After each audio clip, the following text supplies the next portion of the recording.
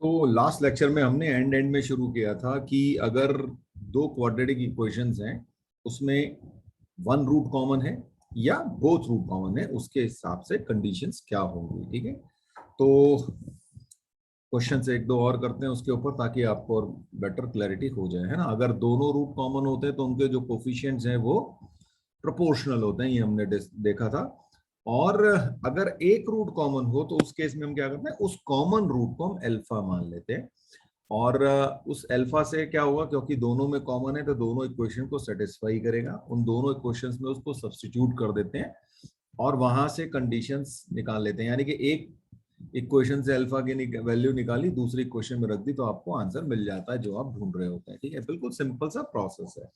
अब for example अब एक क्वेश्चन देखा जाए।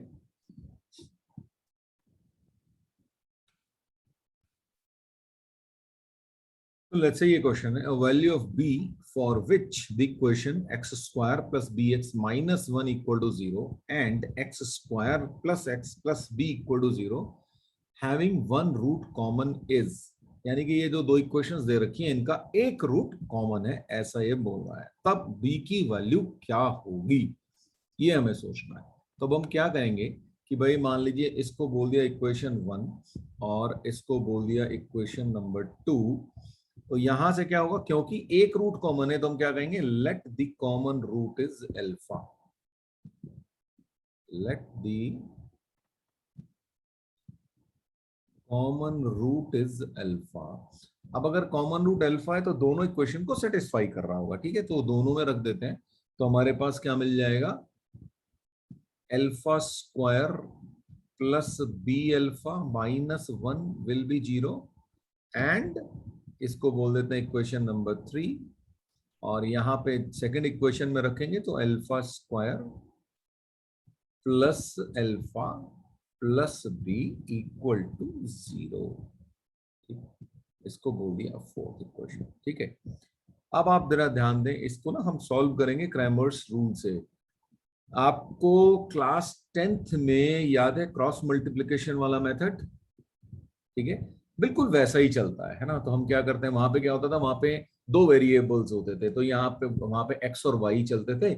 यहाँ पे क्या होगा, यहाँ पे अल्फा स्क्वायर और अल्फा दो वेरिएबल है मान लीजिए। तो क्या होगा कि अल्फा स्क्वायर, जैसे वहां पे अब आपको ध्यान आ जाएगा कि आप यहाँ पे अल्फा लिख लेते थे और यहाँ पे अल्फा लिख लो और यहाँ पे वन लिख लो। तो उसके बाद हम जो प्रोसेस करते थे वो क्या होता था कि भाई इन दोनों का मल्टीप्लिकेशन अल्फा स्क्वायर के नीचे क्या लिखेंगे। अब आपको क्रॉस मल्टीप्लिकेशन याद होना चाहिए, देखो तभी आपको ये समझ में आएगा, है ना। तो बी स्क्वायर और प्लस वन। ठीक है, तो यहाँ पे क्या हो गया, अल्फा का कोफिशिएंट और यहाँ पे कांस्टेंट टर्म का कांस्टेंट टर्म, इन दोनों का मल्टीप्लिकेशन माइनस इन दोनों का। मैं आपको लाइन लगा के दिखा भी देता हूँ। तो हम करते क्या है, इन दोनों का मल्टीप्लिकेशन माइनस इन दोनों का मल्टीप्लिकेशन, तो क्या हो जाएगा, मैं इसको हटा भी देता हूं ताकि बाद में कंफ्यूजन ना बचे। तो हमारे पास क्या आएगा, बी स्क्वायर प्लस वन आ जाएगा। ठीक है, और अल्फा के नीचे क्या करेंगे हम, अब हम अल्फा के बाद हमारे पास आएगा इन दोनों का मल्टीप्लिकेशन और माइनस इन दोनों में जो कोफिशिएंट है उनका मल्टीप्लिकेशन। तो क्या आ जाएगा, और मैं इन दोनों को हटा भी रहा हूं अब यहां से, तो आ जाएगा हमारे पास माइनस वन और माइनस बी। और वन के नीचे क्या रखेंगे हम, इन दोनों का मल्टीप्लिकेशन माइनस इन दोनों। क्रॉस मल्टीप्लिकेशन बिल्कुल यही होता था, बस वहां पे एक स्टेप हम 10th में बच्चों की तरह लिखते थे कि भाई दो कोफिशिएंट नीचे लिख लेते थे। बस मैं उनको क्या कर रहा हूं, मैं डायरेक्टली कर रहा हूं, एज्यूमिंग कि आपको वो आता है, राइट। तो यहाँ पे क्या हो जाएगा, इन दोनों का मल्टीप्लिकेशन हो जाएगा वन। इनको हटाना भी है मुझे, ताकि आपने देख भी लिया और मैं उसके बाद में हटा भी देता हूं उसको। तो यहाँ पे बनेगा 1 माइनस बी। चलिए अब बता दीजिए मुझे ये समझ में आया कि नहीं आया। चलिए भाई मैं आपको याद दिला देता हूँ क्लास 10th में क्या था, ठीक है ना। मान लेते हैं कोई क्वेश्चन थी x plus y minus 1 equal to 0 और let's say 3x plus 2y minus 6 equal to 0, ठीक है जी। ये आपकी दो इक्वेशंस थी, इनको आप कैसे सॉल्व करते थे? आप लिखते थे x over y over 1 over, ठीक है। उसके बाद x के नीचे अब क्या लिखते थे? इनके कोफिशिएंट लिखते थे, इसके और इसके। तो यहाँ पे लिखते थे 1 2 और यहाँ पे लिखते थे आप -1 और -6, ठीक है जी। फिर उसके बाद आप y के नीचे क्या लिखते थे? -1 कॉमा -6 और यहाँ पे लिखते थे आप 1 और 3। फिर 1 के नीचे क्या लिखते थे? 1 3 1 2। अब बताओ ये बात याद आई कि नहीं? अब आप क्रॉस मल्टीप्लाई कर दीजिए इसको और इसको। तो x के नीचे क्या लिखते हैं हम? -6 और माइनस ऑफ -2, तो ये +2 हो जाएगा, ठीक है।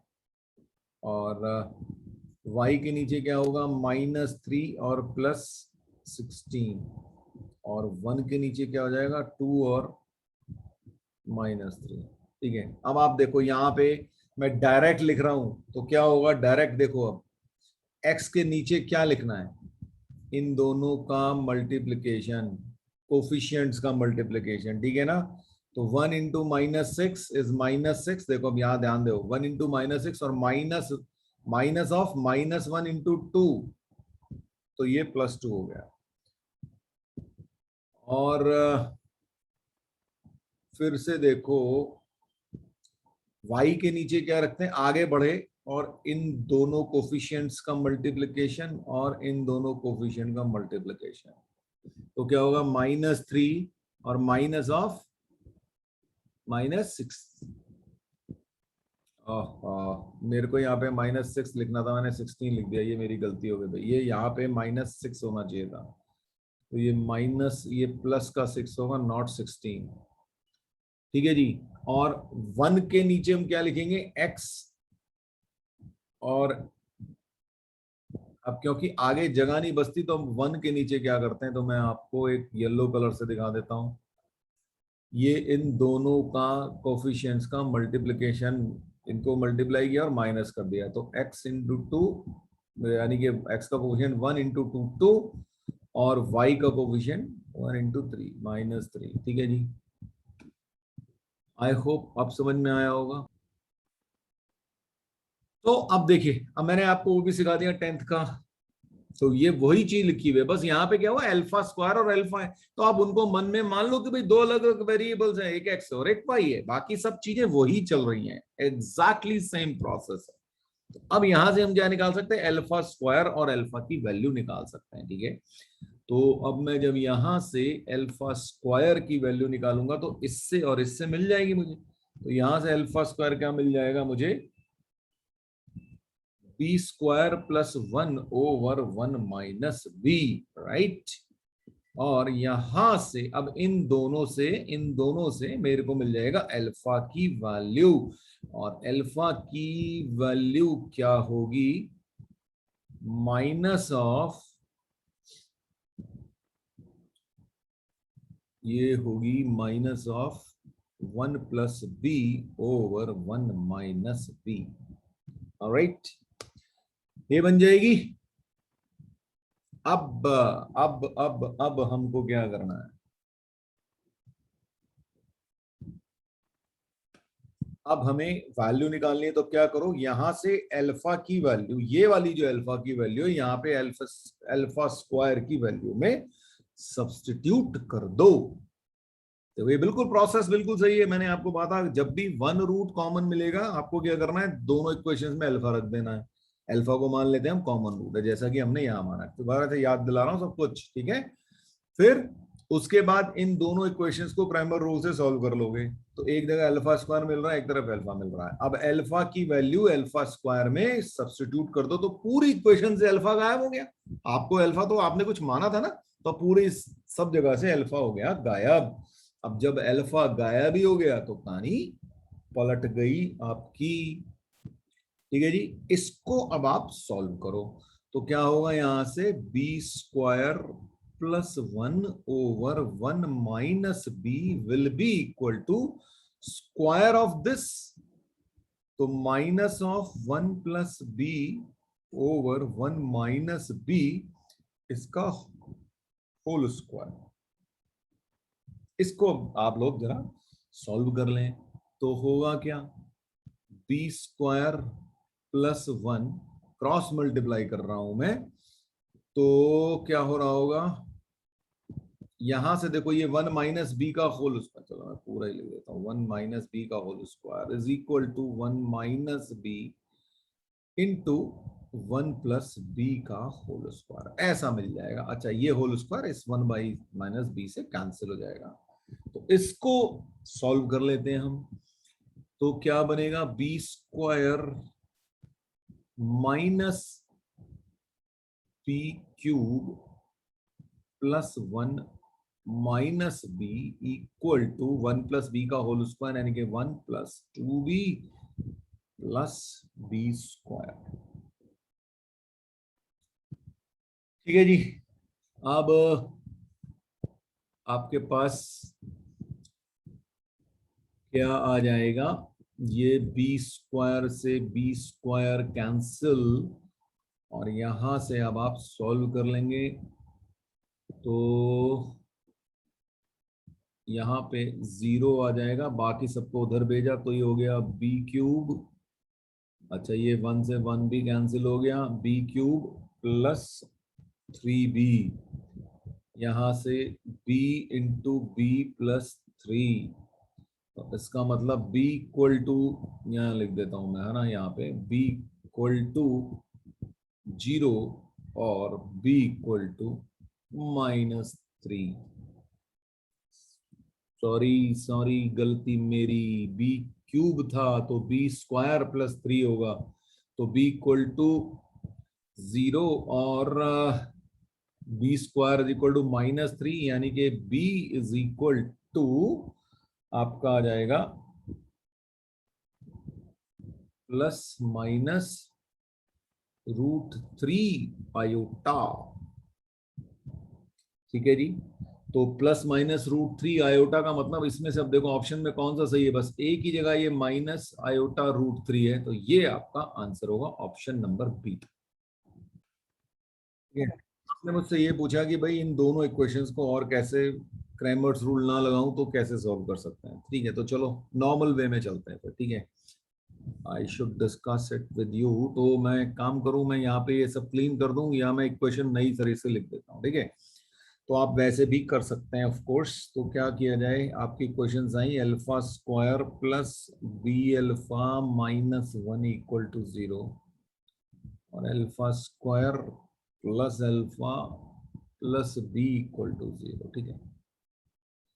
चलो ठीक, तो अब इसको विदाउट क्रैमर रूल सॉल्व करने की कोशिश करते हैं। तो हम क्या करते थे, दो इक्वेशन को सॉल्व करने का तरीका क्या है कि भाई जिनके कोफिशिएंट सेम होते थे, है ना, उनको जो है हम सब्ट्रैक्ट कर देते, या फिर हम कोफिशिएंट सेम बनाते थे और उसको सॉल्व करते थे, ठीक है ना। कंपेयरिंग दी कोफिशिएंट मेथड लगाते हैं, चलो मैंने, ठीक है। तो यहाँ पे देखो अल्फा स्क्वायर का कोफिशिएंट सेम है ना, तो उठा के 1 - 2 कर देता हूँ।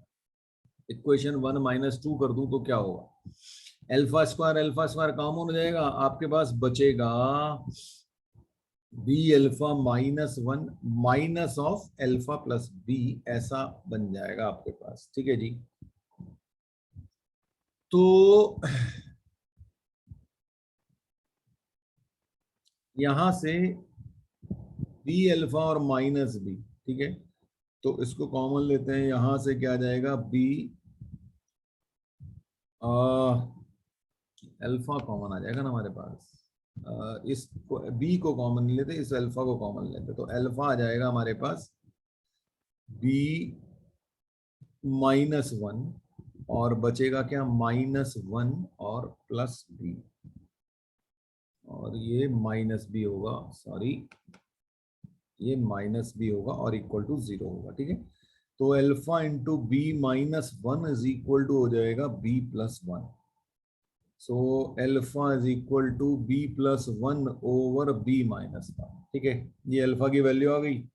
अब इस अल्फा की वैल्यू को इस इक्वेशन में रख दो, इन इक्वेशन 2। अब देखो यहाँ पे आराम से आई गई, चलो ठीक है ना, ये इक्वेशन आ गई, अल्फा की वैल्यू आ गई, इसको सब्स्टिट्यूट इन इक्वेशन 1। ठीक है, फ्रॉम इक्वेशन, वहां पे भी यही करते थे, एक वेरिएबल की वैल्यू निकालते थे, दूसरे में रख देते थे। ठीक है, वही कर रहे हैं, तो अल्फा की वैल्यू ये आ गई, इसको यहाँ पे रख देते हैं।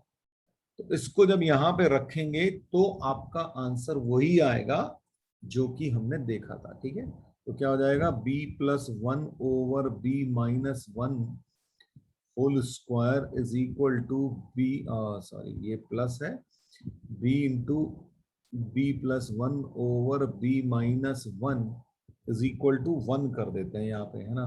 तो इसको जब आप सॉल्व करोगे तो आपके पास वही आ जाएगा, b इक्वल टू 0 और प्लस माइनस आयोटा √3। ठीक है जी, इस वे में आप सॉल्व कर सकते हैं। भाई मैंने यहां से यहां तक सॉल्व नहीं किया, मैंने आपसे कहा कि आप इसको कर लोगे। अब देखो तुम्हारा मेन प्रॉब्लम थी अल्फा ढूंढने की ना, तो इसमें क्रैमर्स रूल बचा दिया। अब आप इसको तो सॉल्व कर ही लोगे यार, क्यों दिक्कत है अभी भी, इसको सॉल्व करके दिखाऊं? कर लोगे आप लोग इसको सॉल्व बेटा, ये तो अब सब बी में रह गई ना, तो वही एलसीएम ले लेना, b-1 का होल स्क्वायर आपका एलसीएम आ जाएगा। ठीक है जी, वहां से आप आराम से सॉल्व कर पाएंगे, डोंट यू वरी, कर लेना आराम, आंसर वही आएगा। हमारी प्रॉब्लम ये थी कि भाई क्रैमर रूल्स बचा लें, तो मैंने आपके लिए बचा दिया, अब आप ऐसा कर सकते हो। राइट, अब 3 क्वेश्चन दे दिए। ठीक है, थोड़ा सा और कॉम्प्लिकेट करने की कोशिश करिए। तो x² + ax + 12 = 0, x² + bx + 5 = 0 and x² + a + b × x + 36 = 0। 3 equations हैं, तीनों का ही एक कॉमन पॉजिटिव रूट है। अब देखो यहाँ पे इसने चेंज किया, इसने कहा कि जो रूट है वो कॉमन है लेकिन वो पॉजिटिव होगा। जैसे कि जब आपका आपको सॉल्व करोगे तो हो सकता है कोई नेगेटिव आंसर भी आए, ठीक है, तो उसको आपको रिजेक्ट करना होगा। तो हमेशा क्वेश्चन में ये बड़ा ध्यान रखना है कि उसने क्या लिख दिया है। ठीक है, तो अब बोल रहा है find a b and common root of the equation. देखो अभी क्या है, यहाँ पे तो हमें पूरा सब्जेक्टिव है ना, अगर मैं इसी को ऑप्शंस बना के देता तो क्या होता, जब ऑप्शन बनाएगा ना एग्जामिनर, तो वो क्या करेगा, वो जरूर वो नेगेटिव वाले को आंसर देगा, और अगर आपने उसको मिस किया तो आप पक्का है कि आप गलत आंसर पे टिक कर गए होगे, डिस्पाइट कि आपने सब कुछ सॉल्व सही किया।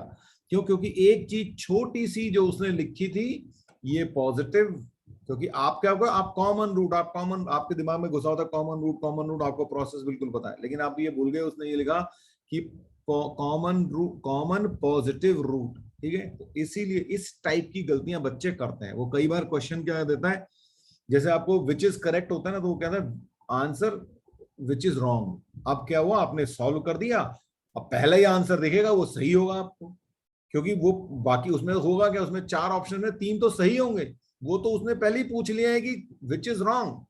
तो आप क्या करोगे, आप दिमाग में भूल गए कि ये उसने ये पूछा है, और आपने फटाफट आंसर निकाला, पहला ही आंसर आपको सही लगेगा और आप उसको टिक लगा के आ जाओगे, जबकि आपने सब कुछ सही किया, आपको नेगेटिव 1 मिल जाएगा। तो ऐसी चीजें जो है बड़ा ख्याल रखा करें। जो क्वेश्चन आसान होता है ना, तो कहीं कहीं लैंग्वेज में घुमा देता है आपको। ठीक है, चलिए अब इसको सॉल्व करने की कोशिश करते हैं। तो क्या है भाई, मान ले अगेन हम क्या कहेंगे भाई, let the common root is alpha, let the common root is alpha. अब अल्फा है तो तीनों का ही है, तो इसका मतलब तीनों को सेटिस्फाई कर रहा होगा, तो लिख डालते हैं अल्फा की फॉर्म में इक्वेशन। तो alpha square plus a alpha plus 12 = 0, alpha square plus b alpha plus 15 = 0, alpha square plus a plus b alpha plus 36 equal to 0। तो ये हो गई तीन इक्वेशंस। चलिए जी, यहाँ पे हम आ गए, इनको तीनों को लिख दिया हमने। ठीक, अब क्या किया जाए? अब आपको सोचना है, देखो आपको क्वेश्चन दिख रहा है, क्या करूं कैसे करूं वो दिख रहा है। अब देखो क्या है, अगर मैं इन दोनों को ऐड कर दूं तो देखो 2 अल्फा स्क्वायर है ना, मेरे पास बन जाएगा 2 अल्फा स्क्वायर, और यहां पे बन जाएगा a प्लस बी अल्फा, और यहां पे हो जाएगा 27। तो वहां से हम उसको सॉल्व कर पाएंगे। ठीक है, अब एक चीज देख लेते हैं, एक सेकंड आप होल्ड करो। चलिए, तो अब आप इन दोनों को ऐड करो तो क्या होगा, देखो यहाँ पे पहले ही तो इन दोनों को ऐड कर देता, मैं इसको आपके सामने लिख देता हूं तो क्या बनेगा। तो जब आप इनको ऐड करोगे तो अल्फा स्क्वायर, इन दोनों को मैं प्लस कर रहा हूँ 1 एंड 2 को। ठीक है, तो 2 alpha square plus a plus b alpha और प्लस 27 इक्वल टू 0 आ जाएगा। ठीक है, इन दोनों 1 एंड 2 को ऐड कर दिया मैंने, उसमें से ये थर्ड को सब्ट्रैक्ट कर दो तो देखो ये ए प्लस बी अल्फा गायब हो गया है ना। तो क्या हो जाएगा, सब्ट्रैक्ट कर, मैं इसको लिख देता हूँ चलो इसी के नीचे, तो ए प्लस बी अल्फा और प्लस 36 इक्वल टू 0। ये क्वेश्चन थर्ड रखी, इसको सब्ट्रैक्ट किया तो क्या हुआ, ये दोनों कैंसिल हो गए, आपके पास बचा alpha square minus 9 equal to 0, यानी कि alpha square alpha is equal to plus minus 3 आ जाएगा आपके पास। अब आपको इसने क्या रखा है कि भाई रूट जो है वो पॉजिटिव है, इसका मतलब -3 आप रिजेक्ट करेंगे तो अल्फा इज इक्वल टू 3 मिल गया आपको। तो आपको कॉमन रूट मिल गया तो अल्फा मिल गया। अब कॉमन रूट मिल गया तो बस अब तो क्या दिक्कत ही क्या है, एक ही वैल्यू यहाँ पे रख दो, पहली इक्वेशन से तो एक ही वैल्यू आ जाएगी, दूसरी इक्वेशन में रखो बी की वैल्यू आ जाएगी। ठीक है, तो अब आप रखो तो फ्रॉम इक्वेशन 1, फ्रॉम इक्वेशन 1 तो 9 plus a into 3 plus 12 equal to 0, तो 3a इज इक्वल टू हो गया आपके पास -21, तो a इज इक्वल टू हो गया -7। ठीक है जी, और फ्रॉम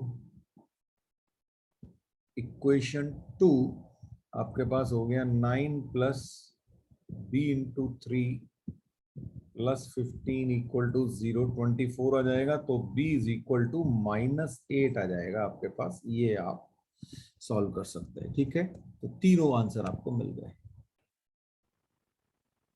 तो अब हम बात करेंगे कि maximum and minimum value of quadratic equations होती क्या है ना। हम देख चुके हैं, वैसे आपको मालूम है, ऑलरेडी मालूम है कि मैक्सिमम और मिनिमम वैल्यू होती क्या है ना। ये हमारे पास क्वाड्रेटिक इक्वेशन का ग्राफ है, तो यहाँ पे क्या है, मिनिमम वैल्यू और मैक्सिमम तो इनफाइनाइट है, प्लस का इन्फिनिटी। ठीक है, और ये पॉइंट क्या होता है, -b/2a और -d/4a, राइट। और दूसरा होता है ये क्वाड्रेटिक, बहुत अच्छा सनी ग्राफ बना, पर मान लेते हैं कि बहुत ऐसा कुछ है।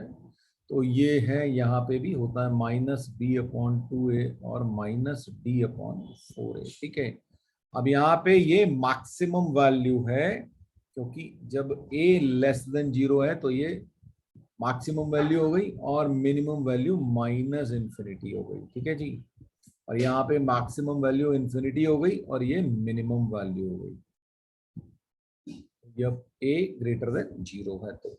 ठीक है, और मैंने आपको ये भी बताया था इन पॉइंट्स को कैसे निकालते हैं ना।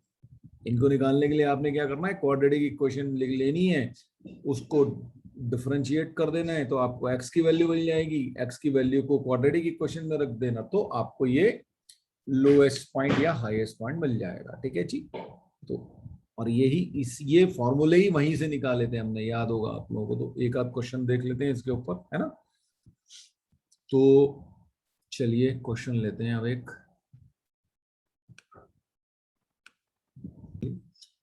ये p x is equal to a x square plus b x plus 8 is a quadratic polynomial, दिख ही रहा है। Minimum value of p x is 6 when x equal to 2, find a and b. तो इसने ये कहा भाई, ठीक। तो अब हमें क्या करना है, अब देखिए जी, पॉलिनोमियल दे रखा है। अच्छा, हमें dy बाई डी एक्स जो है या इसका डिफरेंशिएट करना है, तो मान लेते हैं हम इसको, इस पॉलिनोमियल को ऐसे लिख लेते हैं, y is equal to a x square plus b x plus 8। अब हमने x कैसे निकालना है, या किस वैल्यू के लिए ये मिनिमम होगा, ठीक है। अच्छा, ये मिनिमम वैल्यू की बात कर रहा है, इसका मतलब ए तो पक्का पॉजिटिव ही होगा, है ना, पॉजिटिव तो होगा ही होगा, नहीं तो मिनिमम वैल्यू की बात नहीं करता, वो मैक्सिमम की करता, क्योंकि इस केस में मैक्सिमम वैल्यू तो है ही इन्फिनिटी ना। क्वाड्रेटिक है तो या तो इन्फिनिटी प्लस का होगा या माइनस का होगा। अगर वो मिनिमम वैल्यू पूछ रहा है तो ऑब्वियस सी बात है कि ए जो है इसका पॉजिटिव होगा, ये आपको समझ में आ जाना चाहिए, ठीक। वो निकल के भी आएगा, ऑब्वियस सी बात है।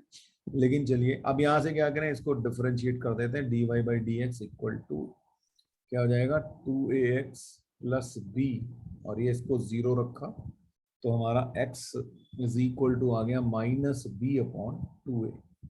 वही आया देखो, x is equal to minus b upon 2a, यही आना चाहिए था, है ना। अब इसने लेकिन क्या कहा, इसने कहा कि ये जो है x इज इक्वल टू 2 पे है, यानी कि x हमें ऑलरेडी पता है, तो भैया बहुत बढ़िया काम हो गया। तो 2 is equal to minus b upon 2a, ठीक है। या चलो अब इसको कैसे यूज करेंगे वो बाद में देखते हैं, हमारे पास ये आ गया, ये एक कंडीशन बन के आ गई हमारे पास, ठीक। अब आगे बढ़े, इसने कहा कि भाई मिनिमम वैल्यू है 6, यानी कि x इज इक्वल टू 2 रखो इस y इज इक्वल टू में, तो इसकी वैल्यू है 6 है। तो 6 is equal to a into 2 square plus b into 2 plus 8, ऐसा है आपके पास, तो रखें भाई।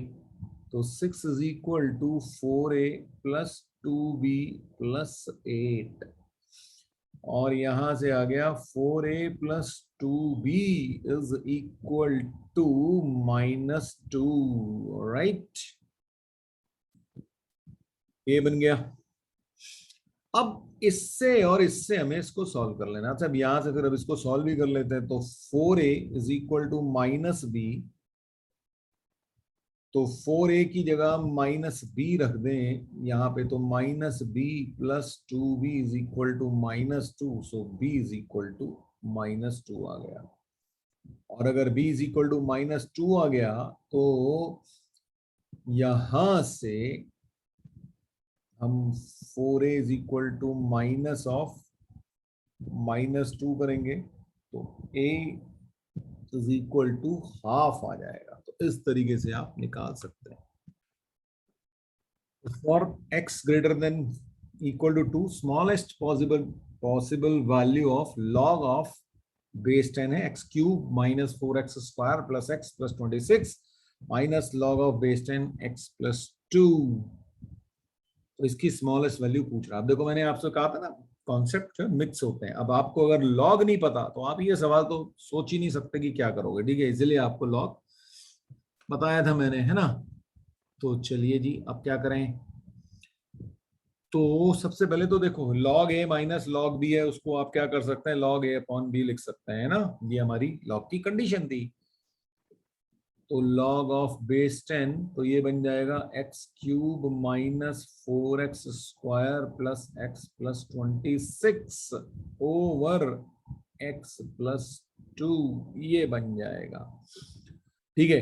अच्छा, अब आप देखो, ये x greater than equal to 2 क्यों दिया है इसने, वो इसलिए दिया है, जब आप x plus is greater than equal to 2 रखोगे तो ये चीज तो आपकी पॉजिटिव ही होगी हमेशा, है ना। ये चीज पॉजिटिव होगी तो जब आप डिवाइड कर रहे होगे तो कोई टेंशन देगा नहीं, है ना, ठीक। तो ये चीज हमारा ऐसा पॉजिटिव होगी। अब आप क्या करो, इसको डिवाइड कर दो, तो आपके पास क्या आ जाएगा भाई, क्वाड्रेटिक, ये हमारे पास क्यूबिक है ना, क्लास 9th में आप ये सब करते थे, तो मैं आपको बता देता हूँ इसका आंसर क्या आएगा ना, वैसे तो आप कर लेंगे आराम से। X square minus 6x plus 13, ये आपका आंसर आएगा। अब देखो कैसे आएगा, ये भी आपको दिखाता हूँ, देखो है ना। 1 - 4 126 और यहाँ पे आ गया आपके पास -2, तो ये तो ऐसे के ऐसे ही आया। -2 × 1 -2, ये हो गया -6 -6 × -2 12, ये हो गया 13 12, ये हो गया माइनस का 26 आ गया 0, तो ये बन गया आपका एक्स स्क्वायर -6x प्लस 13, इसको बोलते हैं सिंथेटिक डिवीजन। ठीक है जी, ये तो मतलब शॉर्टकट है इसको करने का। ऑफ कोर्स आपने क्लास 9th में डिवीजन सीखा है तो आप कर सकते हैं वहां से भी। ठीक, तो ये हमारे पास आ गया। अब जब भी हमें ये कुछ ऐसा मिले ना, तो हम क्या करें, उसको होल स्क्वायर बनाने की कोशिश करें।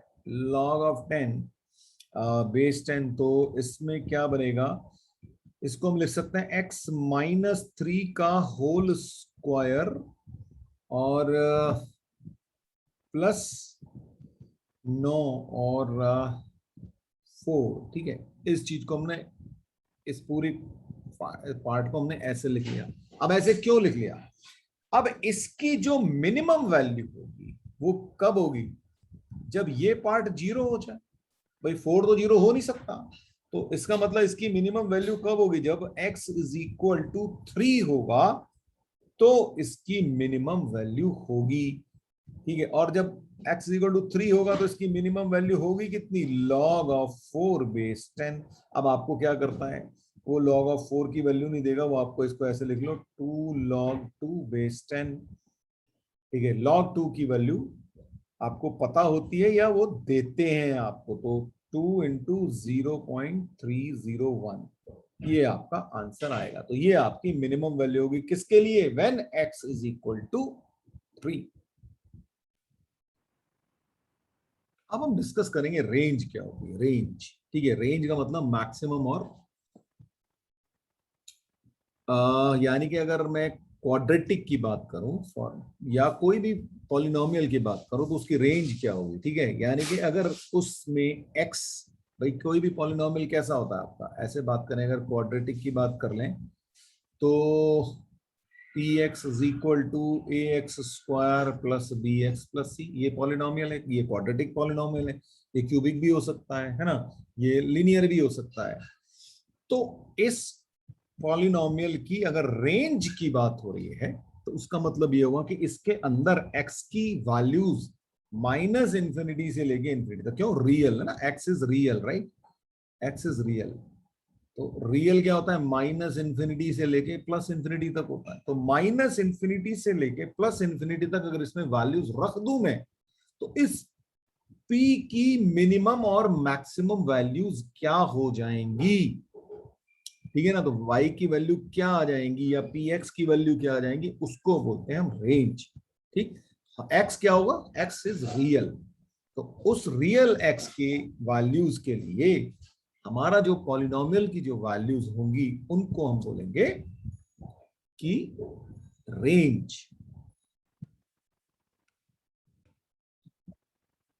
अब रेंज ऑफ लीनियर क्या, ठीक है, तो लीनियर अगर कोई आपको दे रखा है, मान लीजिए अब लीनियर क्या होता है भाई, y = ax plus b, right, where a should not be equal to 0, क्योंकि तो फिर ये लीनियर ही नहीं बचेगा, फिर तो कांस्टेंट हो जाएगा। ठीक है ना, तो अब अगर लीनियर है तो इसकी जो वैल्यू होगी, इसकी रेंज जो होगी वो भी रियल होगी, क्योंकि x आपका रियल ही है ना। क्यों, क्योंकि भाई x की वैल्यू आप इन्फिनिटी रख दोगे, और मान लीजिए मैं, तो वैल्यू कहीं ना कहीं तो आ ही जाएगी ना। अगर a मान लीजिए 1 है तो फिर तो x की वैल्यू इन्फिनिटी रखते ही तो बन जाएगा आपका सीधे सीधे इन्फिनिटी। पर अगर x कुछ और भी है तो फिर भी हम कुछ ना कुछ वैल्यूज उसको एडजस्ट कर सकते हैं, है ना। मान लेते हैं कि हमारे पास कोई y = ऐसा है कि मान लो x + 2 हो, ठीक है, ऐसा कुछ आ जाएगा। ठीक है, तो अब मैं क्या करूंगा, अगर मुझे y की वैल्यू इन्फिनिटी चाहिए तो मैं x की वैल्यू इन्फिनिटी रख दूंगा, है ना। अगर मुझे y की वैल्यू 10 चाहिए तो मैं क्या रखूंगा, x को मुझे क्या रखना चाहिए उसमें, x इज इक्वल टू 8 हो जाएगा। तो x की अलग अलग वैल्यूज रखता रहूंगा, या मैं, तो मेरे को y की वैल्यू मिल जाएंगी। या अगर मेरे दिमाग में कुछ ऐसा आ रहा है कि नहीं मुझे y की कोई स्पेसिफिक वैल्यू चाहिए, तो वो कैसे आएगी, x की कौन सी वैल्यू के लिए आएगी, है ना। तो मान लीजिए मैं y के लिए कहूँ कि भी 100 चाहिए मुझे, तो 100 is equal to x plus 2 रखूंगा, तो x इज इक्वल टू 98 अगर होगा तो मेरे पास y की वैल्यू 100 आ जाएगी। तो हमेशा क्या होगा, मेरे को जब भी मैं x की, क्योंकि वैल्यू में रियल नंबर्स, कोई भी रियल नंबर्स रख सकता हूं, और माइनस इंफिनिटी से इंफिनिटी तक होते हैं वो, तो सेम वे, तो लीनियर की वैल्यू भी माइनस इंफिनिटी से लेके इंफिनिटी तक मुझे मिल जाएगी, डिपेंडिंग ऑन दी जो हमारा रिलेशनशिप है वो। ये बात आई होप क्लियर हुई है, नहीं हुई तो आप मुझसे पूछ लें। तो अब देखो, इसका मतलब ये हुआ कि आपको ये रिलेशनशिप याद होनी चाहिए कि अगर लीनियर है हमारा पॉलिनोमियल, तो y की रेंज जो है रियल नंबर्स होगी, यानी कि माइनस इंफिनिटी से लेके प्लस इंफिनिटी तक होगी। क्यों, क्योंकि x हमारा हर हालत में रियल नंबर ही होंगे, ये बात ध्यान रखिएगा आप, हम x को रियल में ही डील कर रहे हैं। ओके, अच्छा, लीनियर की बात हो गई, ऐसे ही हमने क्वाड्रेटिक देख लिया। अच्छा, क्वाड्रेटिक में तो बड़ा सिंपल था, है ना, क्वाड्रेटिक की रेंज वो तो अभी हमने देख ही ली थी।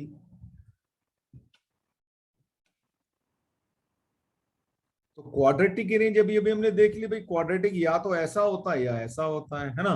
तो यहां पे है, तो क्या होगा, जीरो, नहीं जीरो क्यों होगा, जीरो नहीं, माइनस जो इसका y कोऑर्डिनेट है, माइनस डी अपॉन 4a से लेके प्लस इंफिनिटी तक हो सकती है इसकी रेंज, ठीक है। और इसकी रेंज क्या होगी, माइनस डी अपॉन 4a, और माइनस इंफिनिटी से लेके यहां तक हो सकती है। ये हम देख चुके हैं ना, तो ये तो बहुत ही सिंपल है। अब थोड़ा सा अब देखें कि अब क्या होगा। मान लेते हैं अब मैं कहता हूं कि रेंज ऑफ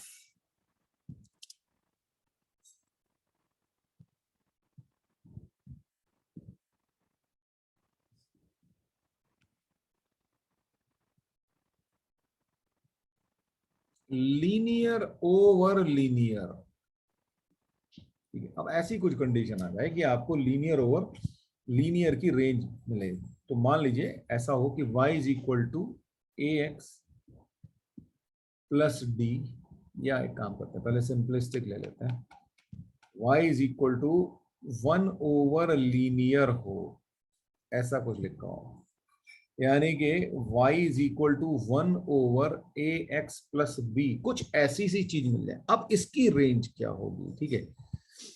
तो इसकी जो रेंज होती है, अब आप ध्यान रखेंगे, तो रेंज इस केस में जो रेंज आएगी वो आएगी r-0, क्योंकि आप जीरो कभी अटेन नहीं कर पाओगे, तो इसलिए हमेशा आपकी जो रेंज आएगी वो रियल नंबर्स माइनस जीरो, उसमें जीरो नहीं होगा। अब कैसे, मान लेते हैं y is equal to 1 over x plus 2 है। अब मैं आपसे पूछ रहा हूं कि भाई इसकी रेंज बताओ। तो देखो, मैं जीरो नहीं ला पाऊंगा, क्यों, अगर मैंने मान लीजिए y की वैल्यू जीरो रख दी तो ये हो जाएगा 1 over x plus 2 equal to zero. अच्छा, इसका मतलब क्या हो जाएगा कि x plus 2 is equal to 1 over 0, तो ये तो डिफाइंड ही नहीं है ना, नॉट डिफाइंड है ये तो होगा क्या, मैं रेंज में अगर 1/लीनियर टाइप का है तो कभी भी मैं जीरो नहीं ला पाऊंगा, उसके अलावा मैं y की हर वैल्यू ला सकता हूं। फॉर एग्जाम्पल, मैं एक सिंपलिस्टिक सोचूं कि मेरे को अच्छा y की वैल्यू 10 चाहिए, तो मैं क्या x क्या होगा, मैं ऑब्वियसली x को लीनियर ही होना है, सॉरी रियल नंबर होना है, ठीक है। तो 1 ओवर x प्लस 2, तो इसको मैं सॉल्व करूंगा तो x+2 इज इक्वल टू 1/10 हो जाएगा, या x इज इक्वल टू 1/10 - 2, यानी कि x की कोई रियल वैल्यू आ जाएगी आपके पास, ठीक है। तो इस तरीके से हम y की हर वैल्यू अटेन कर सकते हैं, एक्सेप्ट जीरो हम अटेन नहीं कर पाएंगे। इसीलिए हमेशा जब भी 1 ओवर लीनियर काइंड सिचुएशन होगी तो आपका जो रेंज होगा वो R-0 होगा। ये आपको याद होना चाहिए। कैसे हुआ वो मैंने आपको समझा दिया। अब आप मुझसे पूछ सकते हैं सवाल, ये आपको याद रखना है, ठीक है। अब हम बात करें कि y is equal to linear over linear हो तो क्या होगा, ठीक है। यानी कि y इज इक्वल टू कुछ ऐसा लिखा हो ax plus B over cx plus B. अगर ऐसा कुछ है तो आपका जो हमेशा आंसर जो आएगा ना, तो रेंज ऑफ y, तो रेंज जो होगी will be real minus a over c, यानी कि real minus coefficient of x in numerator divided by coefficient of x in denominator. ऐसा हमेशा होगा। इसको आप याद रखिएगा कि ये आपके पास आंसर आएगा। फॉर एग्जाम्पल अगर मैं मान लूं कि y is equal to x plus 2 over let's say x minus 6 है, ठीक है, ऐसा है। तो अगर मैं इसकी रेंज निकालूंगा तो range of y will be r minus coefficient of x, क्या है 1, और यहां पे भी क्या है 1, तो क्या हो जाएगी r माइनस 1, इसका आंसर आएगा r माइनस एलिमेंटल 1, ठीक है। ये आप ध्यान रखेंगे। अगर आपको देखो ऐसा लग रहा है कि ये क्यों ऐसा हुआ, तब आप सोचो मैं y को 1 रख देता हूं, क्योंकि हमने कहा कि 1 नहीं आ सकता, तो रखते हैं 1, चलो ठीक है 1 रख दिया, तो क्या होगा x plus 2 over x minus 6 हो गया, ठीक है। अब जब इसको क्रॉस मल्टीप्लाई करोगे तो x minus 6 is equal to x plus 2 हो जाएगा, x से x कट गया, माइनस 6 इज इक्वल टू 2, ये तो पॉसिबल नहीं है ना। तो अगर ये पॉसिबल नहीं है तो y की वैल्यू 1 भी पॉसिबल नहीं है। देखो ये आपको समझ में आ गया इस बात का, क्यों हम ऐसा हो कर रहे हैं, क्यों हमें ये माइनस जो 1 है जो अपनी रेंज में से हटाना पड़ा। तो मान लीजिए मुझे ऐसा दिया गया और मुझसे कह रहा है कि भाई इसमें y की रेंज क्या होगी, तो मैं क्या करूंगा, y will belong to r minus coefficient of x in numerator divided by coefficient of x in denominator. ये मेरा आंसर होगा, बिल्कुल सिंपलिस्टिक में। अच्छा देखो 1 अपॉन लीनियर भी हो तो वो भी यहीं से सॉल्व हो जाएगा। कैसे, देखो y इज इक्वल टू, मान लीजिए मैंने कहा कि 1 ओवर 3x प्लस 7, इसकी रेंज निकालनी है। तो देखो अब यहाँ पे क्या है, ऊपर अब आप सोचो, ऐसे सोच एज्यूम करो कि भाई ऊपर कुछ ऐसा लिखा होगा 0x प्लस समथिंग, मान लीजिए 8 लिख देते हैं, ओवर 3x प्लस 7, ठीक है। तो अब जब आप इसकी रेंज निकालोगे तो क्या आ जाएगा, y is equal to r minus coefficient of x over numerator over coefficient of x in denominator, तो आ गया r माइनस 0। और मैंने आपको यही बोला था कि अगर 1 अपॉन लीनियर है तो उसमें हमेशा जो रेंज आएगी वो r माइनस 0 आएगी। तो देखो यहां से भी वही चीज आ रही है, ठीक है, चीजें इंटर रिलेटेड होती है ना। अब मान लीजिए आपको ऐसा दे दीजिए range of y is equal to x into x minus 1 upon x minus 1, ठीक है। अब आपको लिख रहा होगा भाई ये x माइनस 1 ऊपर भी लिख दे, x माइनस 1 नीचे भी लिख दे, इसका क्या फायदा है, इसका बहुत फायदा है, ये आपके आंसर को चेंज कर देगा।